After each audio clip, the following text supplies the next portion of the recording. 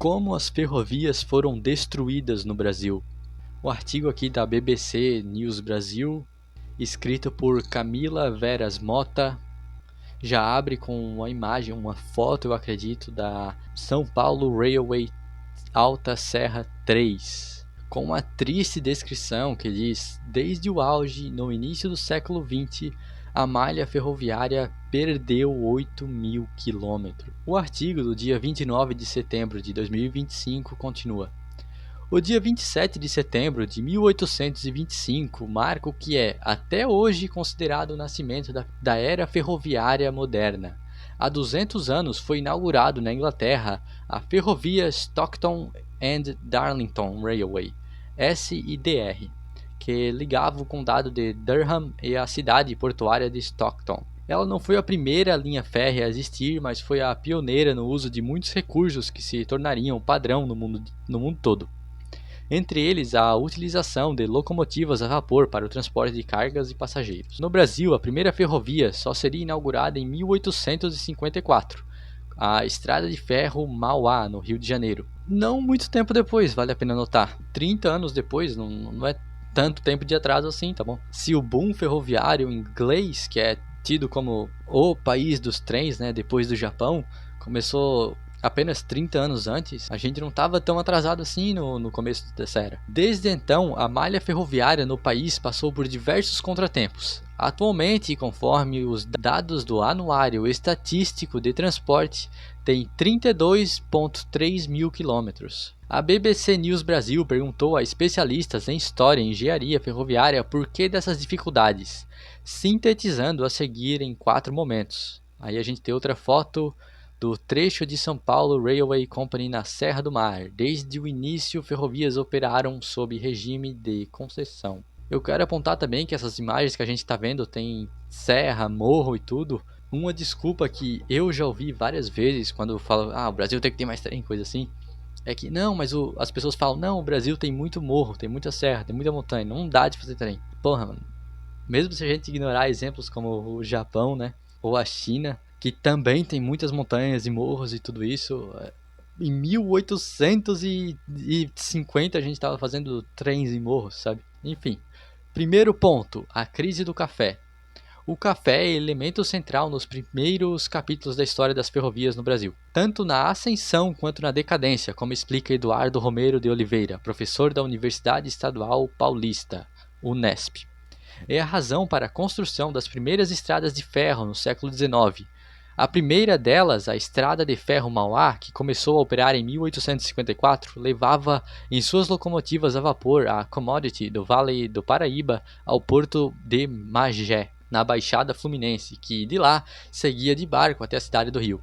Nessa época, o café representava quase 50% das exportações brasileiras. Que dado doido, né? Ter uma coisa representando 50% de todas as exportações. A malha ferroviária foi aumentando com a expansão da atividade cafeeira e passou a deslocar também passageiros, que até então só conseguiam viajar longas distâncias com transportes movidos por tração animal, como charretes puxados por cavalo. Abre aspas, durante muito tempo as ferrovias foram praticamente a única via de transporte de cargas e pessoas no país, fecha aspas, destaca Oliveira, um dos pesquisadores do projeto Memória Ferroviária. E foi nesse contexto que a malha chegou a quase 30 mil quilômetros de extensão na década de 1920, quando veio o baque da crise de 1929.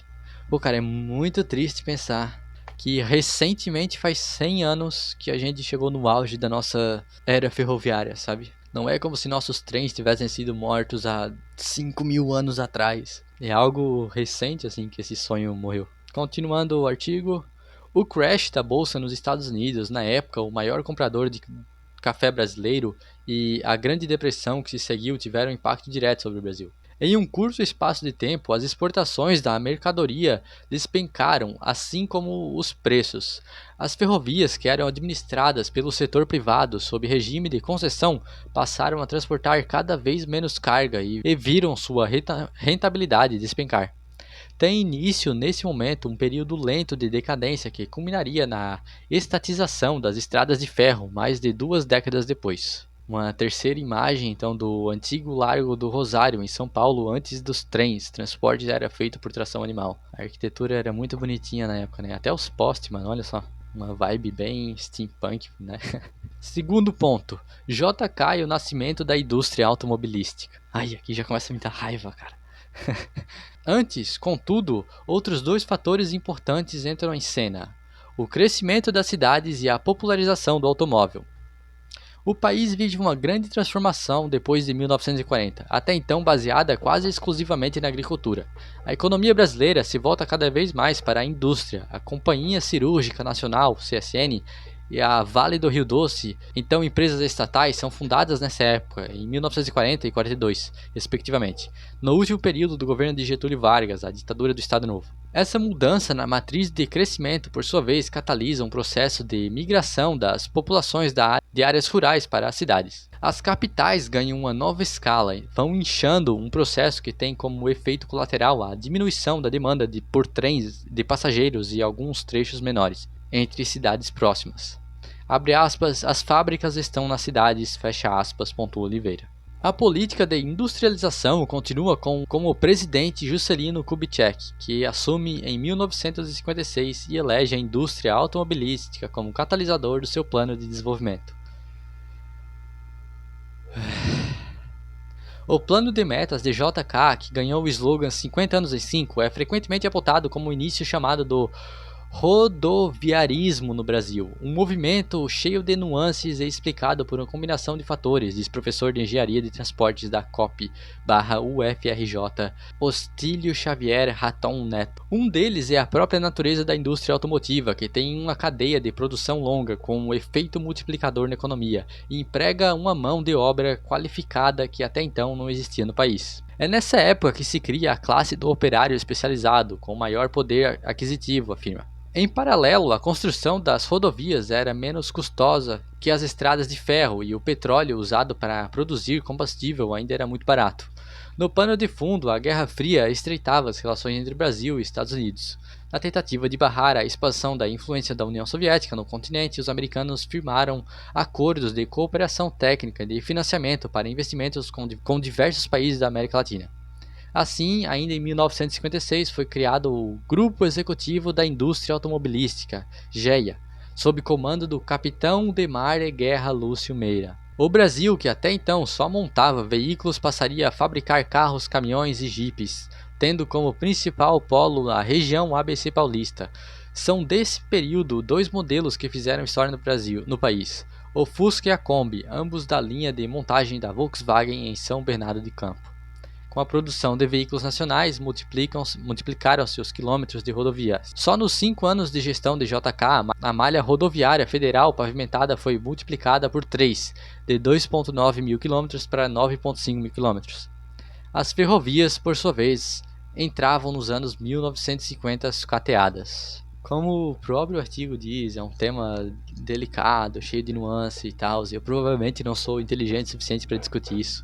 Mas minha opinião leiga, minha visão leiga do assunto é de que por influência estrangeira dos Estados Unidos foi sacrificado a visão de longo prazo dos sistemas de transporte brasileiro em prol de um desenvolvimento muito mais instantâneo, mas não tão bom assim a longo prazo. Além da redução da demanda de carga e passageiros, um outro fator contribuiu para o abre aspas, estado bastante acentuado da degradação física das estradas de ferro, fecha aspas, 2 pontos, abre aspas de novo, muitas concessões já estavam no final, próximo da devolução, e não havia cláusula nos contratos que obrigassem as concessionárias a fazerem investimentos ou devolver as ferrovias no estado em que as pegaram, fecha aspas, diz Raton Neto, que tem larga experiência no planejamento, construção, operação, gestão de sistemas e transporte metroviário e ferroviário. É nesse contexto que em 1957 surge a Rede Ferroviária Federal, a RFFSA, estatal que passou a administrar as ferrovias que até então estavam nas mãos de diferentes empresas privadas. Ou seja, o lucro diminuiu e o contrato não dizia que elas tinham que devolver as ferrovias em bom estado, o que é um erro grotesco por parte do Estado, de fato. Então as empresas que eram donas das ferrovias simplesmente abandonaram elas, deixaram elas virar sucata. Inicialmente, diz o historiador Welber Luiz dos Santos, do Núcleo de Estudos Oeste de Minas da Associação Brasileira de Preservação Ferroviária, a intenção não era destruir as ferrovias. Abre aspas. Os primeiros relatórios da empresa demonstram que o projeto era de modernização e unificação administrativa para facilitar a integração entre os diferentes meios de transporte. Fecha aspas, afirma o pesquisador. Abre aspas. Os investimentos rodoviários do Plano de Metas JK não eram uma ameaça ao sistema rodoviário. Fecha aspas, avalia. Será que não? Será que não? Tipo, correlação não é causa, eu sei, mas os dados parecem ter uma correlação forte, né? Enfim. Terceiro ponto, a extinção das linhas de passageiros. Os projetos de recuperação e melhoria, contudo, incluíam a desativação de uma série de linhas e ramais, jargão do setor para trechos secundários, considerados deficitários. A lógica diz o historiador Eduardo Romero de Oliveira é que o mundo de meados do século XX era completamente diferente daquele que muitas décadas antes havia norteado a construção de parte das ferrovias. Abre aspas, houve uma mudança no negócio, fecha aspas, diz o professor da Unesp. Abre aspas de novo, as estradas de ferro da música do Milton Nascimento eram de outra época para pensar para o transporte do café de açúcar em um período que nem a legislação trabalhista existia, fecha aspas. Tá, mas então seria inútil para transporte de soja ou ferro, como são dois grandes commodities na economia brasileira? Sem falar que eu não gosto desse tom de que não existia lei trabalhista, então as linhas ferroviárias eram lucrativas. Então é culpa das leis trabalhistas que as linhas ferroviárias não deixaram de ser lucrativas. Pô, mano, todo mundo sabe que caminhoneiro é rebitado pra caralho, tá ligado? Ou não, os caminhoneiros trabalham 5 dias por semana, folgam sábado e domingo, não trabalham mais do que 8 horas por dia, têm seus caminhões em perfeitas condições, e é por isso que as ferrovias morreram. Cara, eu não gostei muito desse trecho do artigo. Eu não sei se é o jornal que escolheu esse corte em específico ou se é uma justificativa que simplesmente não faz muito sentido pra mim. Mas enfim, continuando. O químico Ralph Menucci Giesbrecht, perdão que eu tô com certeza pronunciando o nome errado, um fanático por ferrovias que há mais de 2 décadas pesquisa sobre elas, especialmente sobre as estações, coleciona diversas histórias desse período turbulento. Abre aspas, nos anos 60 e 70 sumiram praticamente todas as ferrovias menores, aquelas consideradas deficitárias. Fecha aspas, diz ele, o autor do livro O Desmanje das Ferrovias Paulistas. Mano, 60 e 70, ontem em questão histórica, tá ligado? Os conflitos aparecem em histórias como a desativação do trecho entre as cidades paulistas de São Pedro e Piracicaba, concluída em 1966. O prefeito de São Pedro, na época, chegou a enviar um telegrama incisivo ao governador Laudo Natel, questionando o critério da baixa rentabilidade usado para justificar a extinção do ramal. Abre aspas, déficit, se não levarmos em conta o bem coletivo também dá a política, dão às escolas e todas as repartições mantidas pelo Estado. O déficit do ramal é muito relativo, pois, não levando em conta o movimento das estações de Barão e Resende, Costa Pinto, Recreio e Solândia, a estação de São Pedro despachou este ano mais de 40 mil toneladas de cana. Finalizando aqui, deixo minha desilusão por tudo e por todos, dizia a mensagem conforme reportagem do jornal O Estado de São Paulo, de 30 de outubro de 1966, encontrada por Giesbrecht. Porra, mano, mesmo na época, tá ligado? 40 mil toneladas de cana, não estava sendo contada a entrada, o desembarque e desembarque de pessoas de várias outras cidades desse trecho. E não apenas isso, mas o prefeito da cidade abriu um ponto excelente aqui. Como é que você pode estar afirmando que está dando déficit se você não está nem tipo, calculando, por exemplo, as crianças que vão para a escola, as pessoas que vão para o hospital, as pessoas que estão indo para o trabalho, sabe? A linha em si de trem não pode estar gerando lucro para si mesma, mas a existência dela gera lucro para o país em geral, sabe? Não é querer falar, mas me parece mais uma vez que é uma culpa do desinteresse da iniciativa privada nesse caso. Continuando, aos poucos as linhas de passageiros foram desaparecendo, permanecendo em alguns casos aqueles que cruzavam as regiões metropolitanas das grandes cidades, usadas até hoje. Com o avanço da indústria automobilística e a entrada do avião em cena, as ferrovias entraram em crise, em maior ou menor medida, em todo o Ocidente. Nos países que foram mantidas para o transporte de passageiros, o serviço, na maioria dos casos, passou às mãos do Estado. É claro, depois de tudo que a gente leu, isso só faz mais sentido, não é? É o caso, por exemplo, dos Estados Unidos. A estatal Amtrak foi fundada em 1971 e até hoje faz gestão das linhas de passageiros no país.